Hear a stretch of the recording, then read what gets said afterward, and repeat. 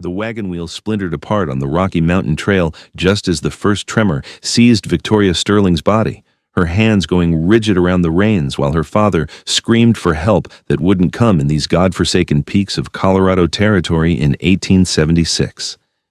Her teeth chattered violently despite the warm June afternoon, and she felt her father's weathered hands trying to steady her as the wagon lurched to a halt.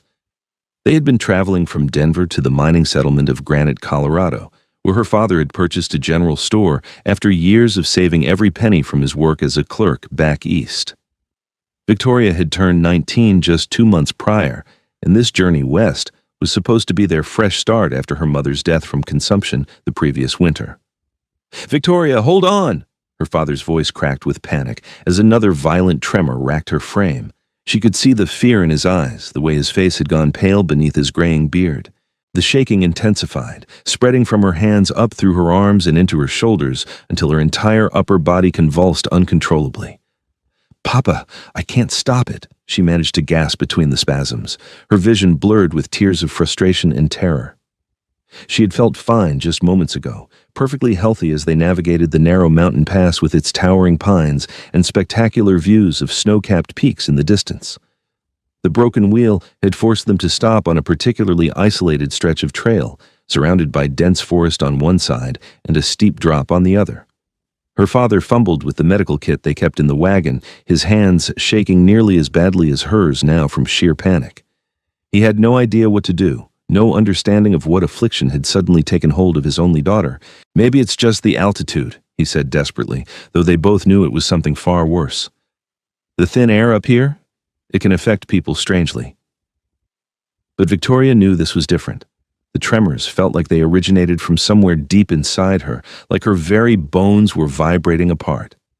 She tried to grip the wagon seat to steady herself, but her fingers wouldn't cooperate, jerking and twitching beyond her control. That was when she heard the sound of heavy footsteps crunching through the underbrush.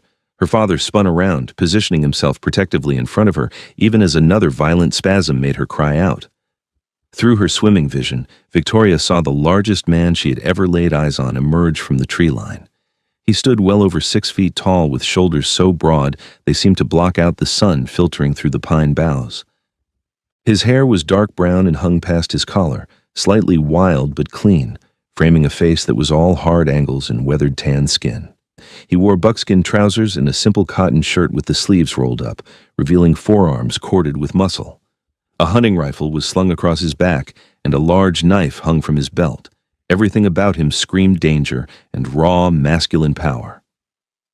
"Stay back," her father warned, though his voice wavered. "We don't want any trouble." The mountain man's eyes, a striking shade of blue-gray like storm clouds over the peaks, moved past her father and locked onto Victoria. She saw something shift in his expression, the hard wariness softening into what might have been concern. "Your daughter's sick," he stated, his voice a deep rumble. It wasn't a question.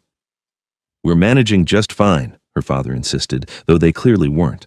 The mountain man took another step forward, moving with surprising grace for someone so large. "That's not altitude sickness or anything simple. I've seen this before." He gestured toward Victoria, who was now shaking so violently she had to brace herself against the wagon to keep from falling.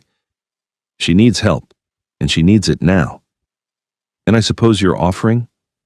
Her father's skepticism was clear, though desperation was beginning to override his caution. "Name's Cade Crawford. I've got a cabin about 2 miles from here. I can help her, but we need to move fast before the shaking gets worse."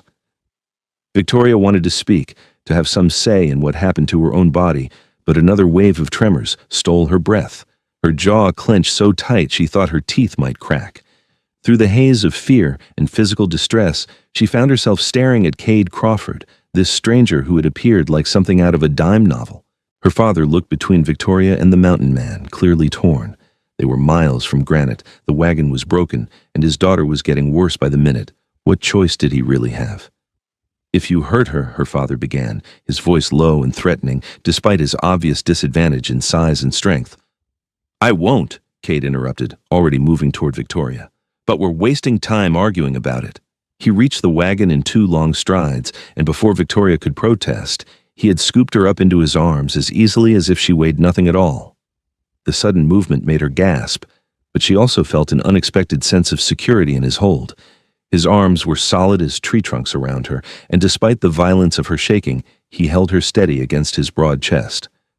"I've got you," he said, his voice quieter now, meant just for her. His eyes met hers for a brief moment, and she saw something in them that eased a fraction of her terror. Not pity, but understanding. "Wait," her father scrambled after them. "I'm coming with you." Cade nodded curtly. "Grab what medical supplies you've got and follow. Stay on the trail heading north until you see the split pine. Take the left fork and keep going until you reach a clearing with a creek running through it. You can't miss the cabin." "But the wagon," her father protested weakly, "will still be here when we come back for it. Your daughter won't be if we don't move now." That stark statement killed any further argument. Her father quickly gathered their medical kit and a few other essentials while Cade adjusted his hold on Victoria, cradling her more securely. She could feel the heat radiating from his body, the steady thump of his heartbeat against her ear. Despite everything, despite the fear and the uncontrollable shaking, she felt safer in this stranger's arms than she had since her mother died. Cade started moving through the forest with the sure-footed confidence of a man who knew these mountains intimately. He didn't follow the trail, but cut through the trees on what must have been a shortcut only he knew about. Victoria's father hurried to keep up, breathing hard in the thin mountain air. "What's wrong with her?" her father called out between gasps. "What is this shaking sickness?" "Not a sickness," Cade replied without slowing his pace. "Looks like tremor syndrome. I've seen it a handful of times up in these mountains. Something about the elevation or the water or maybe just bad luck. Comes on sudden like this." "Is it fatal?" The question came out as barely a whisper from her father. Cade's arms tightened fractionally around Victoria. "Can be, if it's not treated right. The shaking gets worse, spreads to the whole body. Eventually the heart can't take the strain." He looked down at Victoria, his expression serious but not without hope. "But I know how to help. Met an old Ute medicine woman years back who taught me what herbs and treatments work." Victoria tried to focus on his words, to find comfort in them, but another violent spasm made her cry out. Her entire body felt like it was being pulled apart from the inside. Tears leaked from the corners of her eyes, and she hated how weak and helpless she felt. "Stay with me," Cade murmured, his mouth close to her ear. "I know it hurts like hell, but you need to stay conscious. Focus on my voice, on your breathing. We're almost there." She tried to do as he instructed, concentrating on the steady rhythm of his stride, the solid warmth of his body. He smelled like pine and wood smoke and something wild she couldn't quite identify. Mountain air and leather and open sky. True to his word, they reached the cabin quickly. It sat in a picturesque clearing exactly as he'd described, with a clear stream bubbling past and mountains rising dramatically on all sides. The structure itself was solid and well built from logs, with a stone chimney and a covered porch. Nothing fancy, but it looked sturdy and well maintained. Cade kicked the door open and carried Victoria inside, moving directly to a bed covered with furs and thick blankets in the corner of the single large room. He laid her down carefully, then immediately began rolling up his sleeves further. "I need to heat water and prepare the herbs," he said, more to himself than to Victoria or her father, who had just stumbled through the door behind them. "You," he pointed at her father, "there's firewood stacked by the hearth. Get the fire built up high. We need boiling water fast." Her father moved to obey without question, perhaps surprised to find himself taking orders from a mountain man, but too worried about Victoria to care about pride. Cade moved around the cabin with practiced efficiency, pulling down various bundles of dried herbs from where they hung from the rafters, measuring out portions with careful precision. Victoria watched him through eyes that wouldn't quite focus properly, her body continuing to shake violently against the mattress. The fur blankets beneath her were soft, she noticed distantly, probably beaver or bear. "This is going to taste terrible," Cade warned as he worked, crushing herbs in a wooden bowl. "But you need to drink all of it. The main thing is valerian root combined with some other plants the Ute woman showed me. It'll calm the tremors and help your muscles relax." "How do you know this will work?" her father demanded, feeding wood to the growing fire. "Because I've used it before.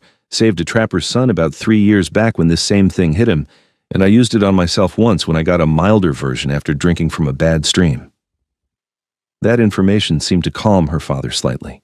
At least this mountain man wasn't experimenting blindly. The tremors were getting worse. Victoria could feel them spreading down into her legs now, her feet twitching and jerking beneath the blankets. Her breathing came in short, sharp gasps as her chest muscles began to spasm. Panic clawed at her throat. Cade must have seen the fear in her eyes because he was beside her in an instant, one large hand coming to rest gently on her shoulder. The weight and warmth of it somehow helped ground her. "Look at me, Victoria." His use of her name surprised her until she realized her father must have said it earlier. "I've got you. I'm not going to let anything happen to you. Understand?" She managed a tiny nod, focusing on his face. There was such certainty in his expression, such absolute confidence that she found herself believing him, despite barely knowing him. "Water's boiling," her father announced. Cade moved back to his preparations, pouring the hot water over the crushed herbs and letting them steep. The smell that rose from the mixture was indeed terrible, bitter and earthy with an acrid undertone. While it brewed, he prepared a cool cloth and brought it back to press against Victoria's forehead. "The fever will start soon," he explained. "It's part of the syndrome. Your body's fighting itself." Sure enough, Victoria could feel heat beginning to bloom beneath her skin despite the shaking. It seemed impossibly cruel that she could be burning up and trembling with cold at the same time. Cade retrieved the herbal mixture and carefully helped Victoria sit up enough to drink, supporting her with one muscular arm while holding the cup to her lips with his other hand. The liquid was as awful as he'd promised, bitter enough to make her gag, but he was patient and persistent. "I know," he soothed when she tried to turn her head away, "but you need to finish it, every drop." Something in his tone made her comply. Maybe it was the authority there, the absolute certainty that he knew what he was doing. Or maybe it was the gentleness underlying the firmness, the way his touch remained careful even as he insisted she drink. She forced down the entire cup, nearly retching at the taste. "Good," Cade praised, lowering her back to the bed. "That's the hardest part. Now the medicine needs time to work." "How long?" her father asked anxiously. "Could be an hour, could be 3. Everyone responds differently." Cade settled into a chair he'd pulled up beside the bed, clearly preparing for a long wait. "The tremors should start easing within the first hour, though. That's how we'll know it's working." Victoria's father paced the cabin like a caged animal, shooting worried glances at his daughter every few seconds. Cade, by contrast, remained still and watchful, his eyes never leaving Victoria's face. She found his steady presence oddly comforting. There was something solid and dependable about him, like the mountains themselves. "What's a mountain man doing knowing about medicine?" her father asked eventually, perhaps trying to distract himself from worry. "You learn what you need to survive up here," Cade replied simply. "I've been living in these peaks for almost 8 years now. You figure out herbs and remedies real quick when the nearest doctor is days away." "8 years alone?" "Mostly." Cade's expression didn't change. "I prefer it that way." Victoria wanted to ask why, what would drive a man to choose such isolation, but her jaw was clenched too tight to speak. She could feel sweat beading on her forehead now as the fever took hold, making her skin feel too tight and hot. Cade seemed to sense her discomfort. He refreshed the cool cloth and wiped her face gently, then her neck and arms. His hands were rough with calluses, but his touch was surprisingly tender. Victoria found herself studying him in the flickering firelight.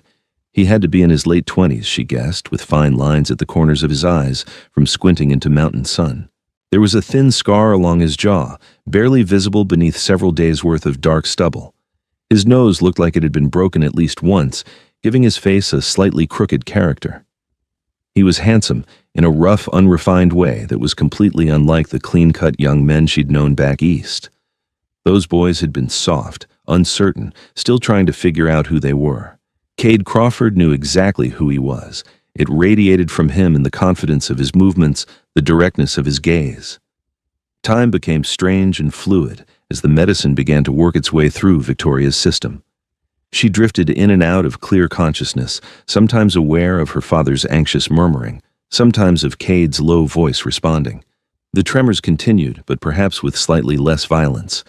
She couldn't be sure if that was real or just hopeful imagination.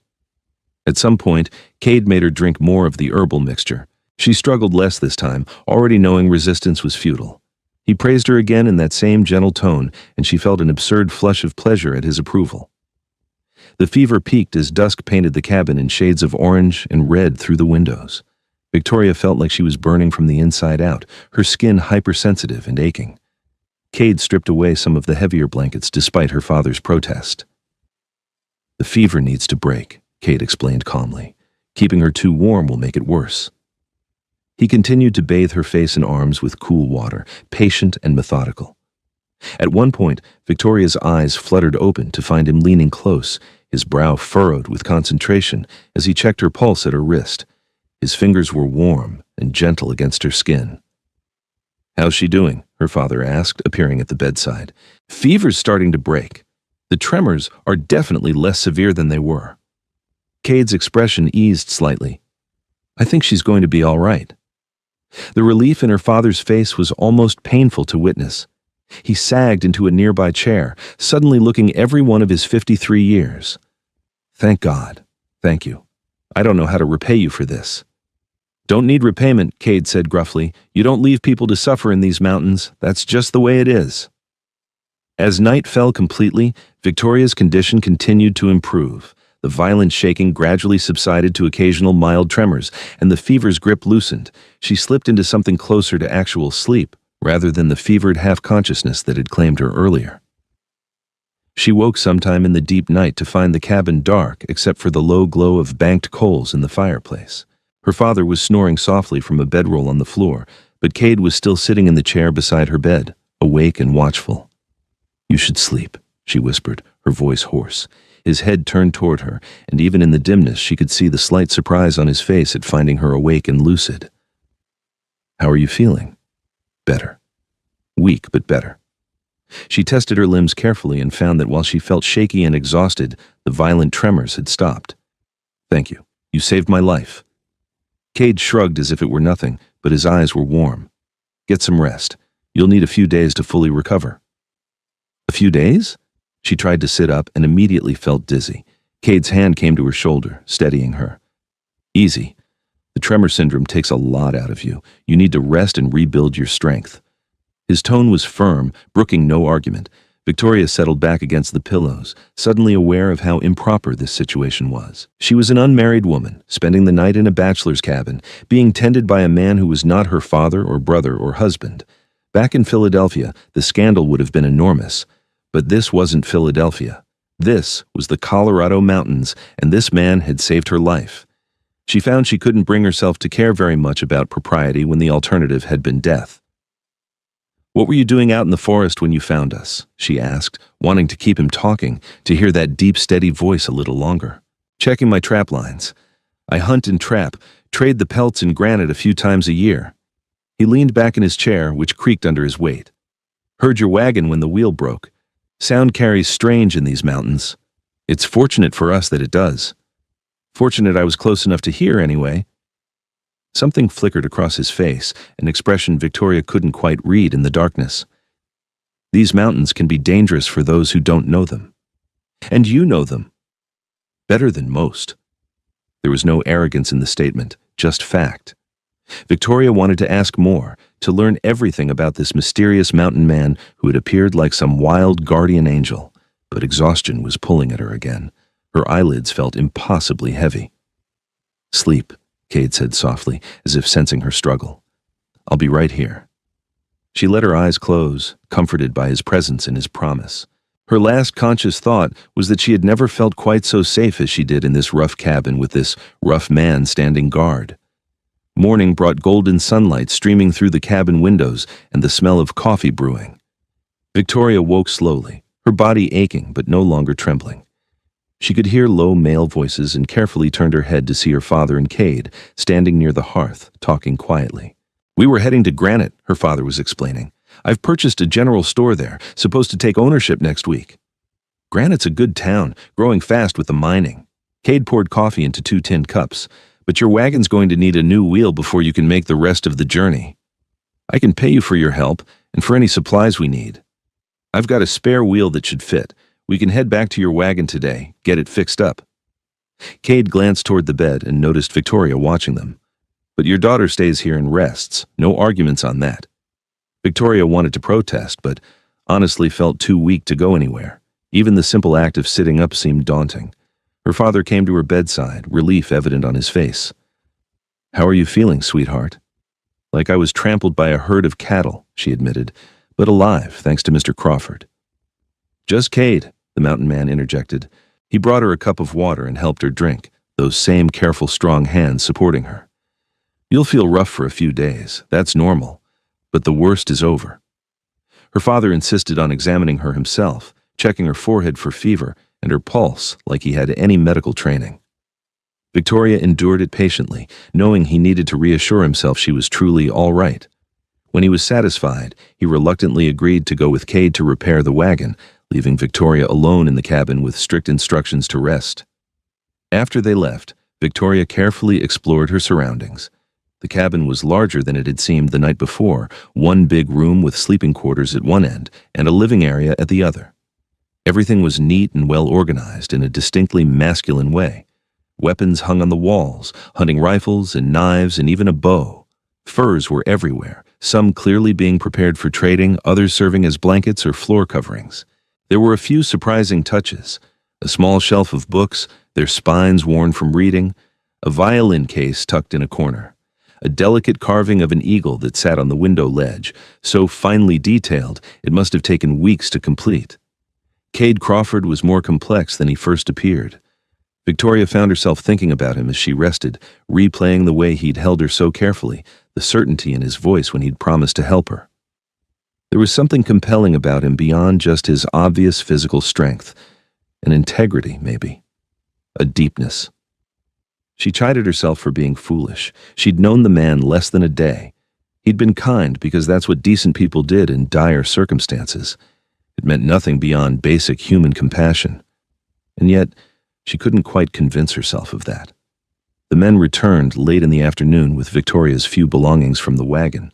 Her father reported that the wheel was repaired and the wagon was ready for travel, though he looked exhausted from the physical labor and the previous night's stress.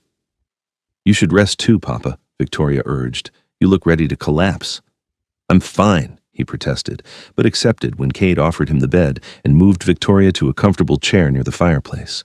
Cade himself prepared a simple but hearty meal of venison stew and fresh bread, moving around the kitchen area with practiced ease. "Where did you learn to cook?" Victoria asked, watching him work. "Necessity. Can't survive up here on jerky alone." He ladled stew into bowls and brought one to her, along with a thick slice of bread. "My mother taught me the basics before she died. I've built on that over the years." "How old were you when you lost her?" 15. His expression remained neutral, but Victoria sensed old pain beneath the surface. "Fever took her one winter. My father followed 6 months later. Heart just gave out," the doctor said, "but I think it was grief." "I'm sorry."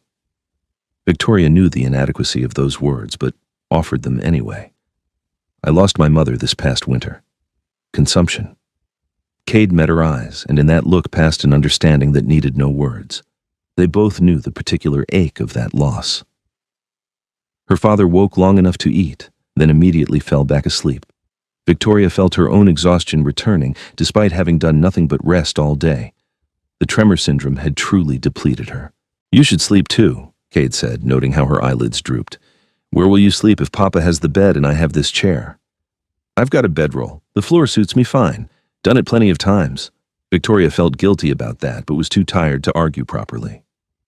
Cade helped her settle into the chair with blankets and pillows, making it as comfortable as possible, before banking the fire and rolling out his own bed on the floor nearby. The next few days fell into an unexpected rhythm. Victoria's strength returned gradually under Cade's watchful care and her father's anxious attention. Cade made her drink the herbal mixture twice daily, continued to monitor her condition with the thoroughness of a trained physician, and ensured she ate regular meals to rebuild her strength. Her father fretted constantly about the delay, worried about reaching Granite and claiming the store before some administrative complication arose. But he refused to leave Victoria, and Cade refused to let Victoria travel until she was fully recovered. They were at an impasse that could only be resolved by time and healing. Victoria found she didn't mind the delay as much as she probably should have. The cabin was peaceful in a way she'd never experienced before. Back east, there had always been noise, people, constant activity. Here, there was just the whisper of wind through pines, the babble of the creek, the occasional call of an eagle or cry of a hawk. It was profoundly restful. And then there was Cade himself. She found herself watching him when she thought he wasn't looking, fascinated by the way he moved through the world. He was so competent, so utterly self-sufficient. She watched him split firewood with an axe, each powerful swing precise and controlled, muscles flexing beneath his shirt. She watched him work on repairing a trap, his large hands somehow managing delicate work with wire and metal. She watched him at the creek, washing up, water streaming down the tanned column of his throat. She was developing feelings that were entirely inappropriate and completely undeniable. On the fourth day, Cade declared her well enough to walk short distances. He took her outside into the sunshine, staying close in case she felt dizzy, but Victoria found her legs steady beneath her. The mountain air was crisp and clean, scented with pine and wildflowers. She took a deep breath and felt more alive than she had in months. "It's beautiful here," she said, taking in the view of the surrounding peaks. "I can see why you choose to live in these mountains." Cade stood beside her, his eyes scanning the horizon in what seemed like habit. "It's harsh, too. Brutal winters, dangerous animals, isolation that can drive a person mad if they're not suited for it. But you're suited for it." "I am." He glanced down at her, and something in his expression made her breath catch. "Most people aren't, though. Most people need other people, need community and conversation and all the things a town provides." "And you don't need those things?" "Didn't think I did." The way he said it, past tense, made her heart skip. Her father called from the cabin before she could respond, needing Cade's opinion on something, and the moment passed. But it lingered in Victoria's mind, that brief exchange, those 4 words. "Didn't think I did." That evening, after her father had gone to sleep, Victoria found Cade on the porch, sitting on the steps and looking out at the darkening forest. She joined him carefully, still mindful of her recovering strength. "Can't sleep?" he asked without looking at her. "Too much resting during the day, I think." It was partially true. The other truth was that she'd wanted to see him, to talk to him without her father's watchful presence. They sat in companionable silence for a while, listening to the night sounds of the mountains. An owl hooted somewhere in the distance. The creek sang its endless song. "Why did you come out here?" Victoria asked eventually. "To the mountains, I mean, after your parents died." Cade was quiet for so long she thought he might not answer. When he finally spoke, his voice was low and distant with memory. "I had nothing keeping me where I was. Pennsylvania, small town outside Pittsburgh. My parents had a farm, but it was mortgaged to hell and back. When they died, the bank took it. I was 18, alone and angry at the world." He picked up a small stone and tossed it into the darkness. "Heard about the fur trade in the Rockies, about men making their fortunes trapping beaver. Seemed as good a direction as any." "Did you make your fortune?" "No." A slight smile curved his lips. "The beaver trade was already dying by the time I got out here. But I found something better." "What?" "Peace." He turned to look at her then, his eyes reflecting starlight. "Space to breathe. A place where my past didn't matter and I could just be." Victoria understood that longing more than he might know. "I think that's part of why Papa wanted to come west. After Mama died, everything back home just reminded him of her. He needed somewhere new." "And you? What did you need?" It was a perceptive question. "I needed to take care of my father. He was drowning in grief. Someone had to stay practical, make sure we survived." She plucked at her skirt absently. "But maybe I needed somewhere new too. Somewhere I could be more than just the Sterling's daughter, the girl who played piano prettily and made polite conversation at church socials." "What do you want to be?" No one had ever asked her that before. Victoria turned the question over in her mind, considering it seriously. "I don't know yet. But I want the chance to find out." Cade nodded slowly. "The West is good for that, for becoming whoever you're meant to be." They talked long into the night, conversation flowing easily between them. Victoria learned that Cade had taught himself to play the violin during long winter months when he was trapped in the cabin by snow. She learned he'd lived with a Ute tribe for a winter early in his time in the mountains, learning their ways and earning their trust. She learned he loved these peaks with a fierceness that was almost spiritual. He, in turn, pulled stories from her about life back east, her girlhood dreams, the books she loved, the little rebellions she'd staged against the suffocating expectations of proper society. He laughed when she described sneaking out to attend a lecture on women's suffrage, then having to climb back through her bedroom window at midnight. "Your mother didn't approve?" he asked. "Mama was wonderful, but she was very traditional. She couldn't understand why I wanted more than a good marriage and a nice home." "And your father?" "Papa wanted me happy, but he also wanted me safe. Those things don't always align." "No," Kate agreed quietly. "They don't." By the time Victoria finally returned to her bed, dawn was beginning to gray the eastern sky. She felt like she'd shared more of herself in one night with Cade Crawford than she had in 19 years with anyone else. It was exhilarating and terrifying in equal measure. The next morning, her father announced they needed to leave for Granite within the next day or two. He'd already missed one deadline regarding the store and couldn't afford to miss another. Victoria knew he was right, but the thought of leaving the cabin, of leaving Cade, created an unexpected hollow ache in her chest. Cade offered to guide them to Granite himself, ensuring they reached the town safely. Her father accepted gratefully, and Victoria tried to feel happy about the prospect, while ignoring the knowledge that once they reached Granite, Cade would return to his mountains and likely disappear from her life forever. They departed early the following morning, with Victoria riding in the wagon while Cade led his own horse alongside. Her father drove, chattering nervously about his plans for the store, his hopes for their new life. Victoria made appropriate responses, but her attention kept drifting to Cade, riding tall and easy in the saddle, looking like he'd been born on horseback. The journey to Granite took the better part of a day. Cade led them along trails Victoria never would have found on her own, paths that avoided the worst of the rough terrain while still cutting travel time significantly. He pointed out landmarks, warned them about areas to avoid during spring runoff, and generally proved himself an invaluable guide.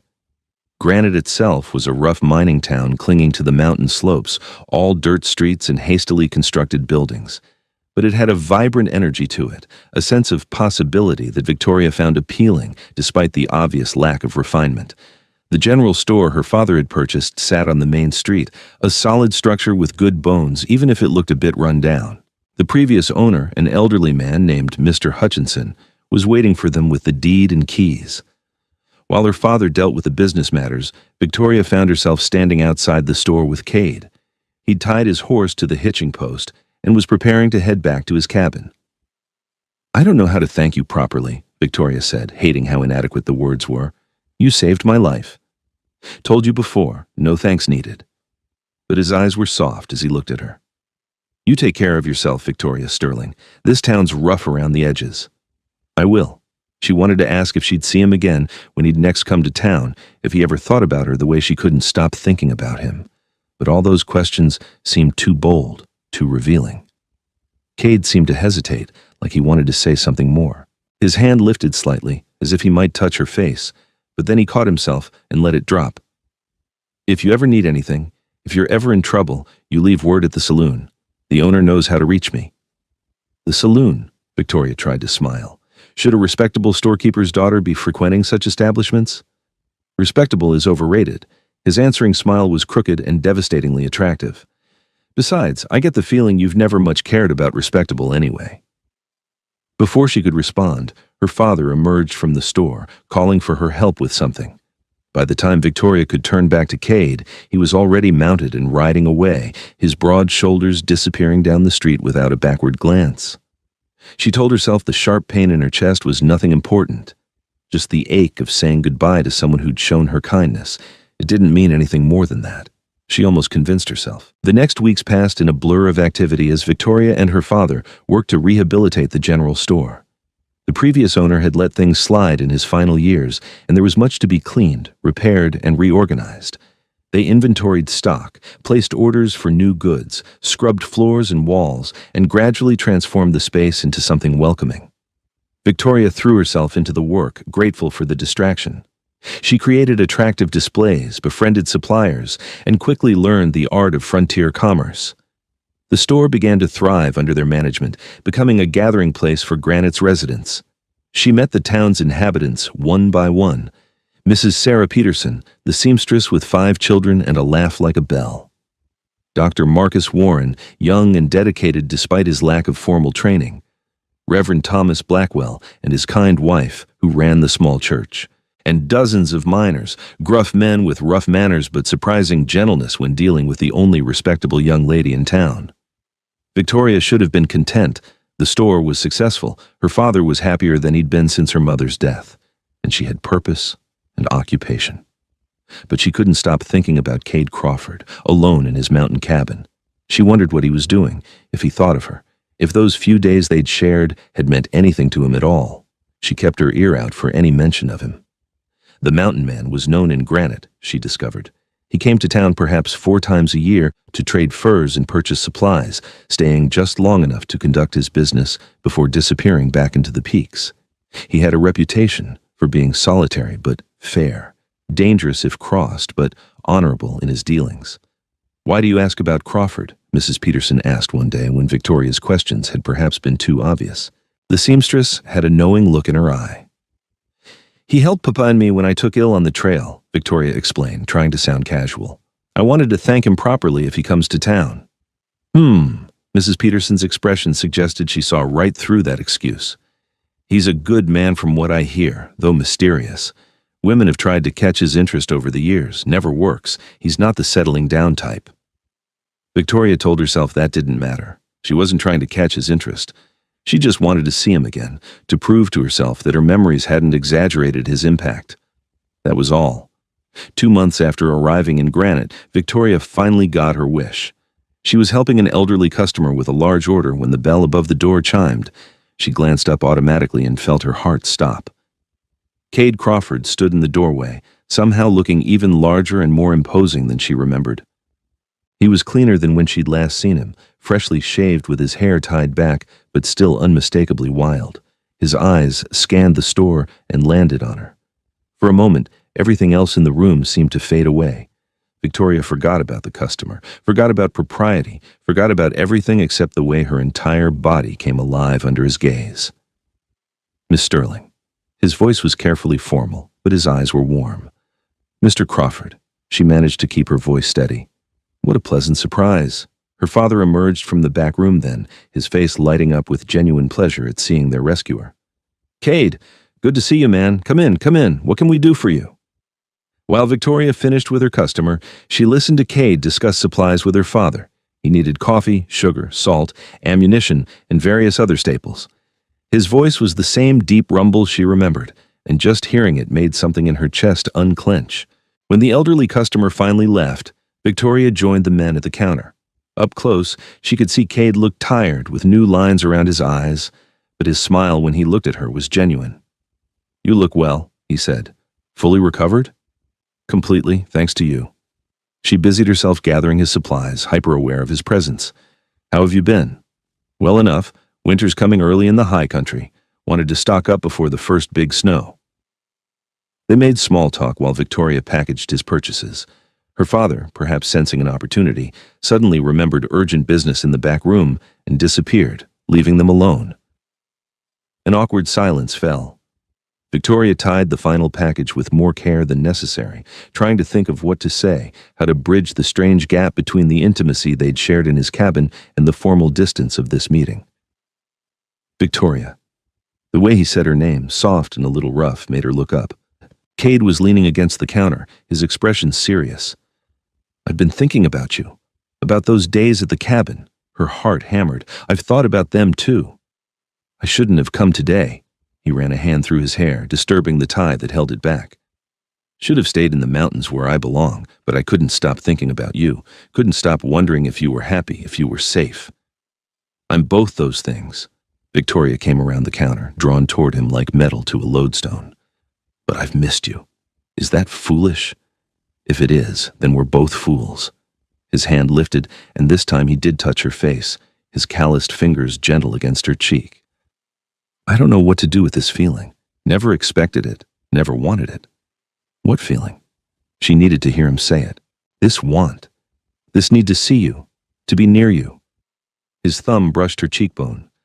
"You're supposed to be some woman I helped once, nothing more. But you've gotten under my skin, Victoria Sterling, and I don't know how to get you out." "Maybe you're not supposed to get me out?" She was being bold, brazen, everything a proper young lady shouldn't be, but she was tired of being proper. "Maybe I'm supposed to be there." Cade's eyes darkened. He leaned closer, his breath warm against her lips. "Your father wouldn't approve. You could do better than a mountain man with nothing to offer but a rough cabin and a hard life." "Don't tell me what I could do better." Victoria closed the remaining distance between them, pressing her lips to his in a kiss that was equal parts desperate and defiant. For a moment, Cade went rigid with surprise. Then his arms came around her, pulling her against his solid chest as he kissed her back with an intensity that made her knees weak. His mouth was hot and demanding, yet somehow still tender, as if he was trying to memorize the taste and feel of her. When they finally broke apart, both breathing hard, Cade rested his forehead against hers. "This is crazy." "Yes," Victoria agreed, not caring at all. "I live alone in the mountains. My cabin's barely big enough for one person, let alone two. Winters are brutal. There's no society, no comfort, none of the things you're used to. I don't care about those things."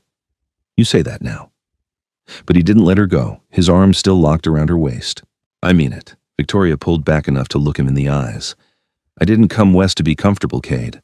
I came to live, to find out who I could be away from all the expectations and restrictions. And when I was in your cabin, recovering from the tremor syndrome, I felt more alive than I have in my entire life. That was just a few days. Then let's have more than a few days. Let's have all the days." Cade looked at her like she'd suggested they fly to the moon. "You're asking me to court you. I'm asking you to consider it." Victoria tried to sound more reasonable than she felt, given that her heart was threatening to beat out of her chest. "You come to town every few months anyway. We could spend time together, get to know each other properly, see if this feeling between us is real or just some passing fancy." "It's not a passing fancy." His certainty on that point eased some of her fears. "But your father will want me to be happy, and you make me happy." Her father chose that moment to return from the back room, his eyes going wide at finding Victoria still in Cade's arms. They stepped apart quickly, but the damage was done. Her father looked between them, his expression unreadable. "Papa," Victoria began, but her father held up a hand. "Cade, I think you and I need to have a conversation, man to man." His tone was firm, but not unkind. "Victoria, please check on the inventory in the storeroom." Victoria wanted to protest, but recognized that tone. Her father was going to be stubborn about this. She retreated to the storeroom, but left the door open a crack, shamelessly eavesdropping. "You want to court my daughter?" It wasn't a question. "I do." Cade's voice was steady. "I know I'm not what you'd have chosen for her. I've got little money, no prospects beyond trapping and hunting, and I live like a hermit in the mountains. But I care about Victoria, more than I've cared about anything in a long time." "That's clear enough," her father sighed. "She's my only child, Cade, my whole world since her mother died. I want her to have a good life, a safe life. I can keep her safe, maybe not give her luxury, but I'd protect her with my life." "I believe you would." A long pause. "You saved her life. I haven't forgotten that, and I've seen the way she lights up when your name is mentioned. She's been half alive these past months, just going through the motions, but today, when you walked through that door, she came back to life." Victoria pressed her hand to her mouth, surprised by her father's perception. "I'm not saying yes," her father continued, "but I'm not saying no either. Court her properly. Come to town regularly. Spend time with her in appropriate settings. Let's all figure out if this is real or just some romantic notion born from extreme circumstances." "That's fair." Cade sounded relieved. "Thank you, sir." "Don't thank me yet. If you hurt her, mountain man or not, I'll find a way to make you regret it. If I hurt her, I'd deserve whatever you did to me." Victoria emerged from the storeroom, no longer even pretending she hadn't been listening. Her father gave her an exasperated but fond look. "I suppose you heard all that." "Every word." She hugged him impulsively. "Thank you, Papa." "Don't make me regret this," he muttered, but hugged her back tightly. Then he pointed at Cade. "And you. Proper courting means proper behavior. No more kissing my daughter in the store where anyone could walk in." Cade had the grace to look slightly abashed. "Understood. Now, I believe you have supplies to pay for and I have accounts to review. Victoria, why don't you walk Mr. Crawford out?" They stepped outside into the cool autumn afternoon. The aspens on the surrounding mountains had turned brilliant gold, painting the landscape in autumn fire. Cade loaded his supplies onto his pack horse while Victoria stood on the boardwalk, wrapping her shawl tighter against the breeze. "When will I see you again?" she asked. 2 weeks. Cade secured the final bundle. "I'll come back in 2 weeks and take you to dinner at the hotel. It's not much, but it's the closest thing Granite has to fine dining." "I don't need fine dining. I just need you." He stepped close, and for a moment she thought he might kiss her again, despite her father's warning. Instead, he took her hand and brought it to his lips, pressing a kiss to her knuckles that was somehow even more intimate than the kiss they'd shared earlier. 2 weeks, he repeated. "I've got you, Victoria. I'm not going anywhere." Those words, the same ones he'd said when she'd been sick and terrified, made tears spring to her eyes. She blinked them back and smiled. "I'll be counting the days." She watched him ride out of town, his figure growing smaller as he climbed the trail toward the high country. Only when he disappeared completely did she allow herself to fully process what had just happened. Cade Crawford was courting her. They were going to see if this impossible, improbable connection between them was real. Victoria returned to the store with a smile she couldn't suppress, ready to count down every single hour until she saw him again. The next 2 weeks were the longest of Victoria's life. She threw herself into work at the store, trying to make time pass faster. She helped her father with inventory, assisted customers, and generally made herself as busy as possible. But every night, she lay awake thinking about Cade, replaying their kiss, remembering the way he'd held her. Mrs. Peterson noticed Victoria's distraction and began dropping by the store more frequently, ostensibly to browse but really to pry for information.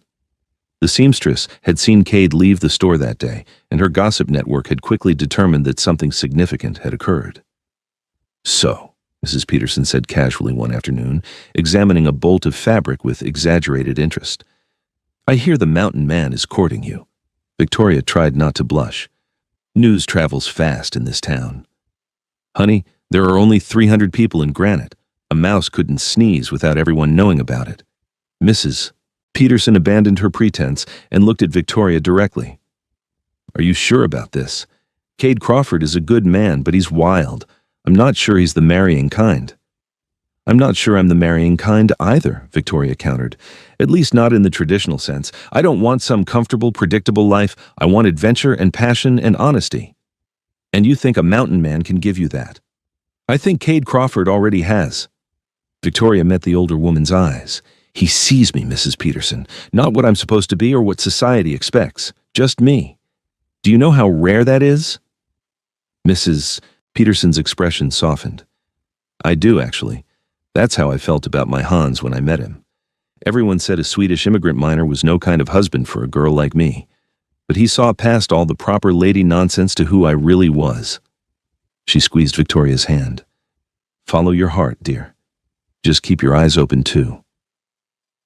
When Cade finally returned 2 weeks later, Victoria had to restrain herself from running out of the store and into his arms. He looked even better than she remembered, cleaned up and wearing what were obviously his best clothes, a dark shirt that made his eyes look more blue than gray. True to his word, he took her to dinner at the hotel's restaurant. It was a modest establishment by Eastern standards, but the food was good and the atmosphere pleasant. More importantly, it gave them time to talk without her father hovering or customers interrupting. They discovered they had more in common than seemed possible given their different backgrounds. Both loved reading and discussed books with passionate intensity. Both had complicated relationships with the idea of home and belonging. Both felt like they'd been searching for something without quite knowing what it was. "I think maybe we were searching for each other," Cade said quietly over dessert, his eyes intent on her face. "That's a romantic notion for a practical mountain man," Victoria teased gently. "You bring out the romantic in me." His hand found hers across the table. "Never thought I'd want someone in my life the way I want you." The courtship continued over the following months. Cade made the journey down from his cabin every 2 weeks without fail, regardless of weather or difficulty. Sometimes they had dinner. Sometimes they went for walks around Granite's perimeter, Cade pointing out tracks and teaching her to read the wilderness. Sometimes they simply sat in the store after closing, talking for hours while her father worked in the back office and pretended not to notice. Victoria fell more in love with him each time they met. She loved his quiet strength, the way he listened when she talked, the gentleness in his hands despite their roughness and calluses. She loved how he encouraged her opinions, even when they differed from his own, how he took her seriously in a way few men ever had. Cade, for his part, seemed equally smitten. Victoria caught him watching her sometimes with an expression of wonder, like he couldn't quite believe she was real. He brought her small gifts from the mountains, unusual stones, perfectly preserved bird feathers, once a tiny carved wooden bear that must have taken hours to create. Winter came to the mountains with a vengeance that year. The snows started early and fell heavy, making travel treacherous. Cade's visits became less frequent by necessity, and Victoria worried constantly about him traveling dangerous trails to see her. You don't have to come so often when the weather's bad, she told him during one visit in December, snowflakes already falling thick outside the store windows. Yes, I do. He cupped her face in his hands. I need to see you, Victoria. Need to know you're all right. Need to hear your voice, even if it means fighting through a blizzard to get here. You're going to worry me to death, she complained, but secretly thrilled at his devotion. Christmas came and went. Victoria gave Cade a warm winter coat she and Mrs. Peterson had made together, lined with thick wool. He gave her a stunning necklace made from elk ivory, each bead carved and polished by his own hand. It must have taken months to create. It's beautiful, she breathed, touching the smooth beads. Suits you? He fastened it around her neck, his fingers lingering on her skin. Victoria, there's something I need to ask you. Her heart stuttered. What? But before he could continue, a commotion erupted outside. Men were shouting, running through the streets. Cade was out the door in an instant, Victoria right behind him. Avalanche up at the Lucky Strike mine, someone yelled. Men are trapped. The entire town mobilized. Dr. Warren grabbed his medical supplies. Men collected shovels and ropes. Cade immediately volunteered to help, his mountain expertise invaluable in such situations. Be careful. Victoria clutched his arm, suddenly terrified of losing him. I will. He kissed her forehead quickly. I've got this. I've got you. Then he was gone, running toward the mine with the other men. Victoria stood in the snowy street, watching them disappear up the mountain trail, that elk ivory necklace cold against her skin. The rescue effort lasted through the night. Victoria helped Mrs. Peterson and the other women prepare food and hot coffee for the rescue workers. They set up a warming station in the church, with blankets and medical supplies ready for the miners when they were brought down. Finally, near dawn, the men began returning. They'd managed to dig out the trapped miners, though 2 had died in the avalanche and several others were injured. Cade appeared among the last group, exhausted and covered in snow, but alive and whole. Victoria didn't care who was watching. She ran to him and threw her arms around him, holding tight. I'm all right, he murmured into her hair. I'm here. He stayed in town that night, too exhausted to make the journey back to his cabin. Her father, grateful for Cade's role in the rescue, offered him their spare room without question. Victoria sat with Cade by the fire while he thawed out, bringing him food and hot coffee. You scared me tonight, she admitted once they were alone. The thought of something happening to you. Nothing happened. I'm fine. But he pulled her close, seeming to need the contact as much as she did. Victoria, I need to ask you something.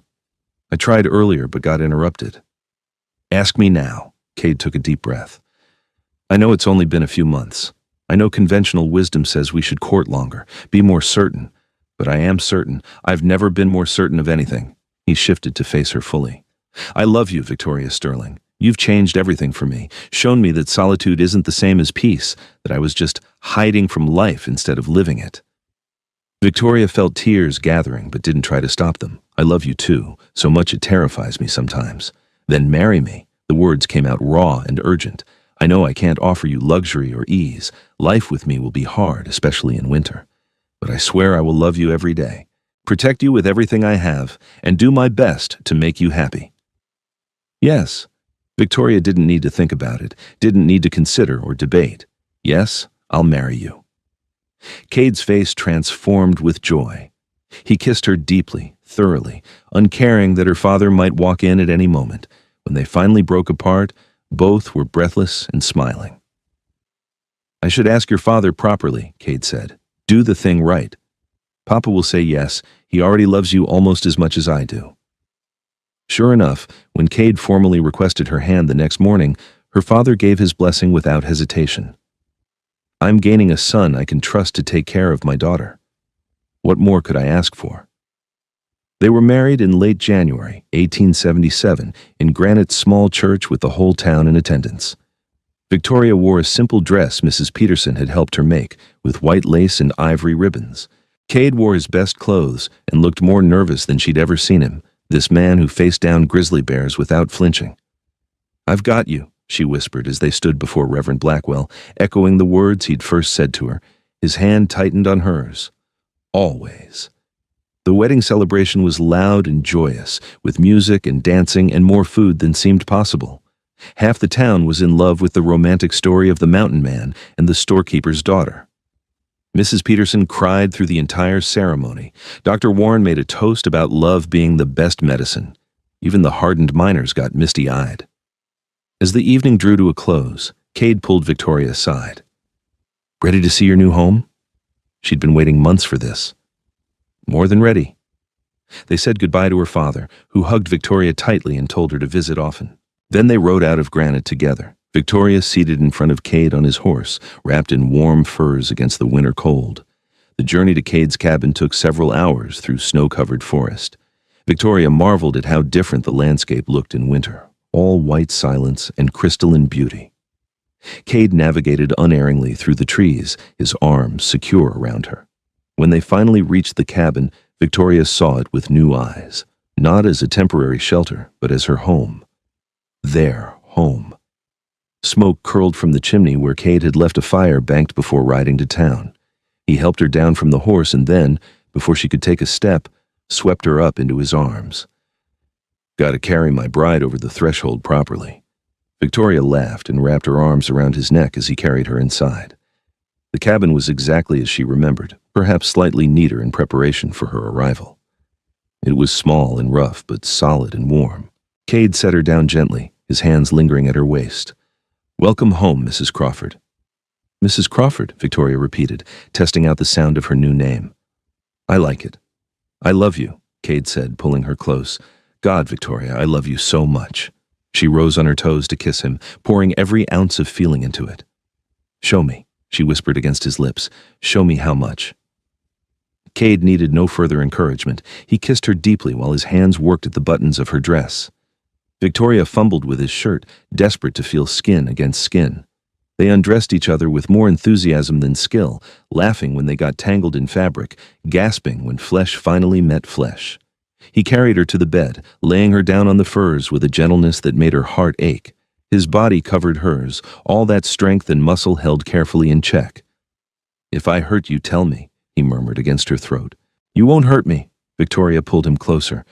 "I trust you completely." Their first time was tender and slightly awkward, both learning each other's bodies, finding rhythm together. But it was also beautiful and perfect in its imperfection. When it was over, they lay tangled together under the furs, Victoria's head on Cade's chest, listening to the steady thunder of his heartbeat. "No regrets?" he asked quietly, his fingers tracing patterns on her bare shoulder. "Not a single one." Victoria propped herself up to look at him. "This is exactly where I'm meant to be." The months that followed were among the happiest of Victoria's life. She adapted to mountain living more easily than either she or Cade had expected. He taught her to read animal tracks, to identify edible plants, to fish in the creek. She brought organization and comfort to the cabin, creating a true home from what had been a bachelor's shelter. They worked side by side, preparing pelts for trading, Victoria learning to scrape and stretch hides under Cade's patient instruction. She discovered she was actually quite good at it, with steady hands and attention to detail. They tended a small garden plot once spring arrived, growing vegetables to supplement the wild game Cade hunted. Winters were indeed harsh, with weeks where they were completely snowed in. But Victoria found she didn't mind. Those long winter nights gave them time to talk, to read aloud to each other, to make love by firelight. Cade taught her to play the violin, and she taught him the songs her mother used to sing. They created their own world in that cabin, separate from everything else. They visited Granite every few months so Victoria could see her father. He was thriving with the store and seemed genuinely happy. He'd hired a young man named Thomas to help with the heavier work, giving him more time to enjoy semi-retirement. "You look well," her father said during one visit, studying Victoria carefully. "Mountain life agrees with you." "It does." Victoria couldn't stop smiling. "I know you worried I'd regret this choice, but I don't. Not for a moment." "I can see that." Her father pulled her into a hug. "You're happy, truly happy. That's all I ever wanted for you." A year into their marriage, Victoria realized she was pregnant. She told Cade one evening over dinner, watching his face carefully for his reaction. For a moment, he just stared at her. Then a smile spread across his face, transforming his usually serious expression into something luminous. "A baby? We're having a baby?" "Yes." Victoria found herself laughing at his obvious joy. "In about 6 months, I think." Cade was out of his chair in an instant, pulling her up and spinning her around despite her protests. He set her down carefully, immediately concerned. Should I not have done that? I didn't hurt you, did I? I'm pregnant, not made of glass. But Victoria was touched by his instant protective instinct. I'm fine, Cade. We're fine. He knelt before her, placing his large hands gently on her still flat stomach. Hello in there, little one. Your papa is very excited to meet you. Victoria ran her fingers through his hair, overwhelmed with love for this man. You're going to be an amazing father. The pregnancy progressed smoothly. Cade was endlessly attentive, doing all the heavy work and insisting Victoria rest more than she thought necessary. He rode to Granite to consult with Dr. Warren multiple times, coming back with advice and prenatal vitamins the doctor had ordered special. When Victoria's time came in early autumn, they were prepared. Dr. Warren had agreed to stay at the cabin for the final 2 weeks of her pregnancy, just in case. Mrs. Peterson came along as well, refusing to let Victoria give birth without another woman present. The labor was long and difficult.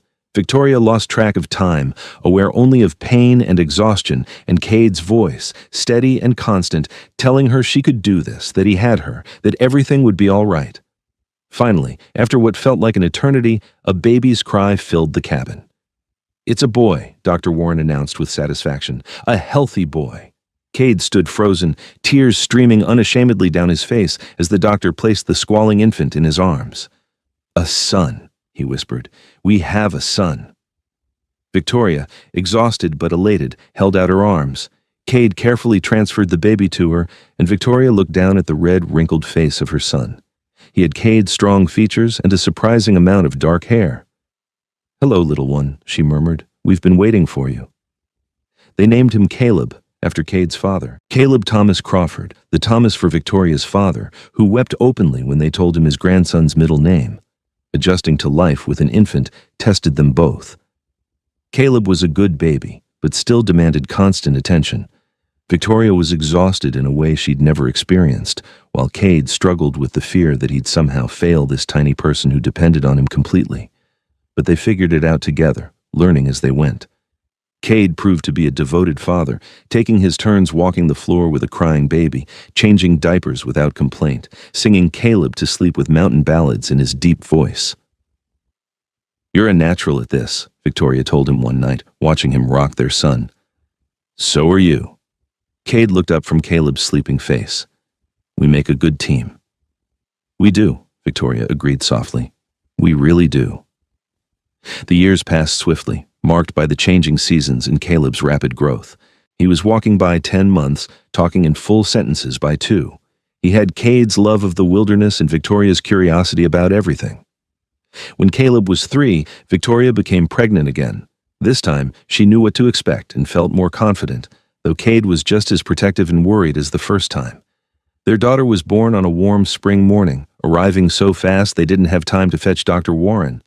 Cade delivered his own daughter with shaking hands and tears of joy, cutting the cord and cleaning her while Victoria coached him through it. She's perfect, Cade breathed, handing the baby to Victoria. Absolutely perfect. They named her Sarah Victoria Crawford, after Victoria's mother. Sarah had her mother's fine features and her father's striking blue-gray eyes.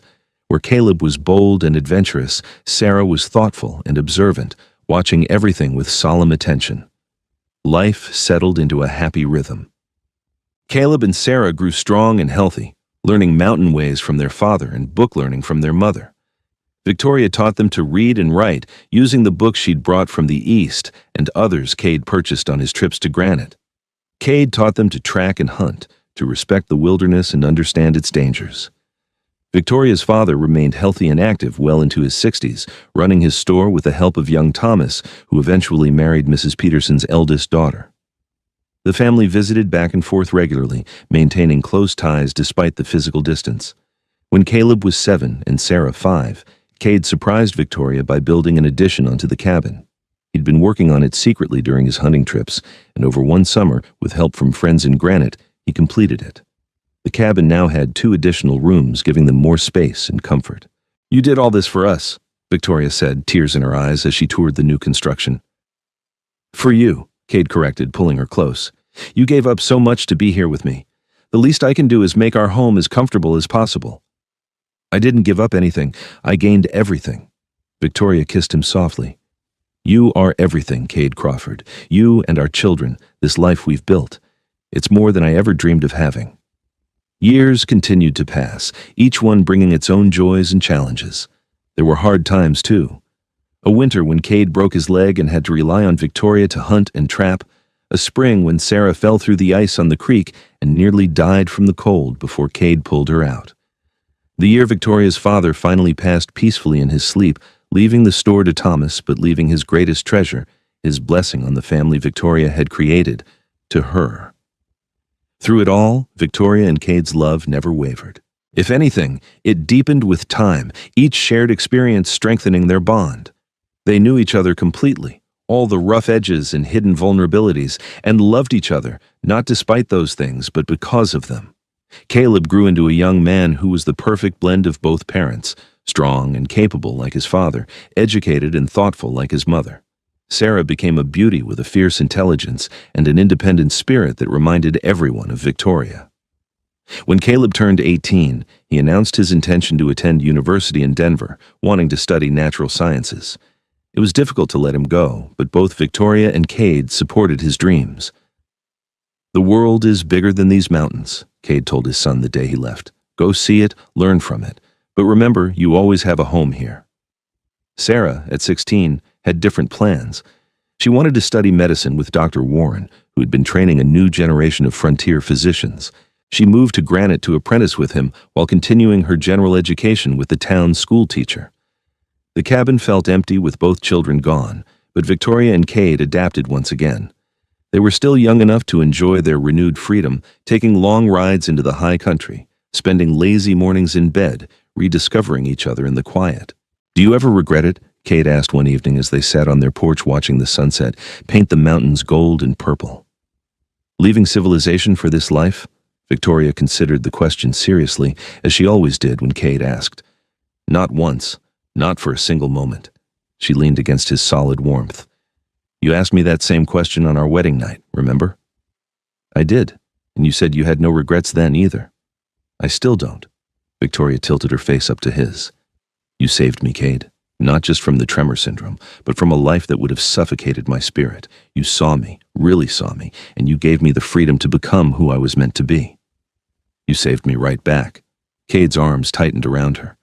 I was just existing up here, hiding from the world and calling it peace. You showed me what real peace looks like, what love looks like. You made me want to be better, do better. They sat in comfortable silence as the last light faded from the sky and stars began to emerge. After more than 20 years of marriage, they didn't always need words to communicate. The silence between them was as rich as conversation. I've got you, Cade murmured, echoing the words that had started everything between them all those years ago. Victoria smiled against his chest, hearing not just the words, but all the meaning behind them. And I've got you. Always. Caleb returned from university 3 years later with a degree and a fiancée, a bright young woman named Amanda who loved the mountains almost as much as he did. They built a cabin near Cade and Victoria's place, planning to raise their own family in the high country. Caleb worked as a surveyor and wilderness guide while continuing his natural science research. Sarah completed her medical training and became Dr. Warren's partner in his practice. She married a miner named Jacob, who worshipped the ground she walked on and supported her career without question. They settled in Granite, and Sarah became known as one of the best doctors in the territory. Victoria and Cade became grandparents 4 times over, dividing their time between spoiling grandchildren and enjoying their own pursuits. Victoria started writing about mountain life, her articles appearing in newspapers and magazines back east. Cade continued to hunt and trap, though he'd slowed down somewhat with age. On their 30th wedding anniversary, the entire family gathered at the cabin for a celebration. Children and grandchildren filled the space, bringing noise and chaos and joy. Victoria stood in the middle of it all, watching Cade play with his grandson, and felt overwhelmed with gratitude. That night, after everyone had left or settled down to sleep, Victoria and Cade escaped to their porch once more. The same porch where they'd had so many conversations over the decades, where they'd watched their children grow, where they'd grown old together. 30 years, Victoria mused. Where did the time go? Into all those moments. Cade gestured toward the cabin full of sleeping family. All those memories we made together. Do you remember the day we met, when I was shaking so badly I thought I'd die? I remember thinking you were the bravest woman I'd ever seen, scared out of your mind but still fighting. Cade took her hand, his touch as thrilling now as it had been 3 decades ago. I told you then that I had you.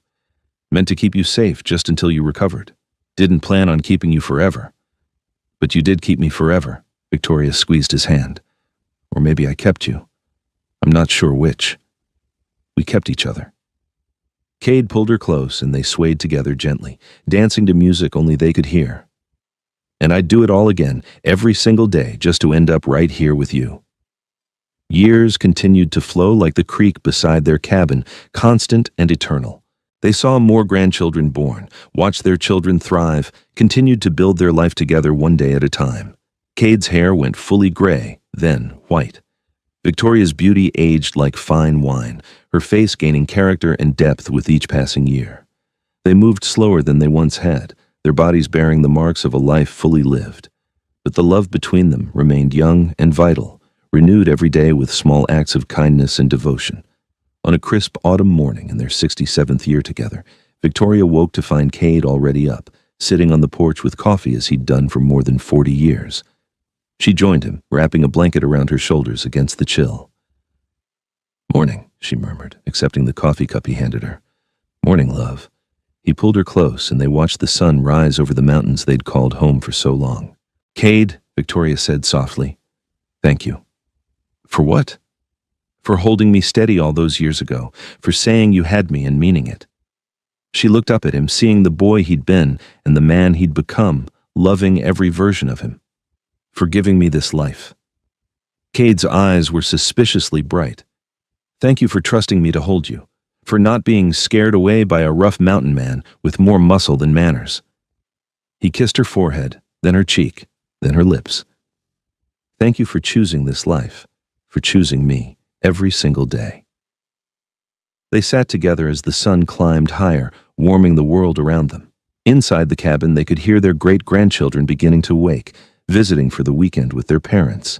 Soon the quiet would be broken by laughter and chaos and all the wonderful noise of family. But for now, there was just this moment. Just Victoria and Cade, still holding each other steady after all these years, still whispering the same promises they'd made so long ago on a mountain trail when fear had been conquered by courage and circumstance had transformed into destiny. "I've got you," Cade murmured. "Always," Victoria replied, and the mountains stood witness to their love, as they had from the very beginning, eternal and unchanging, solid as the foundation upon which a beautiful life had been built.